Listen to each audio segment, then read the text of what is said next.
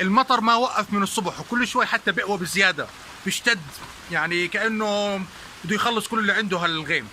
فعشان هيك حكينا طب ليش ما نروح نشوف ايش قاعد يصير هلا في النهر، هل زادت المي هناك؟ فتعالوا نروح نشوف.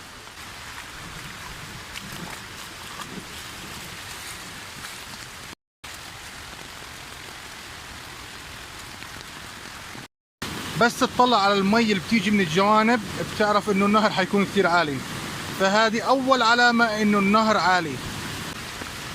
مي في كل مكان. اليوم يعتبر عندنا عاصفة رعدية. المكان اللي كنت اسبح فيه والمكان اللي بوصل له كله غرقان في المي، يمكن في متر ونص مي زيادة، كل هذا من وراء المطر.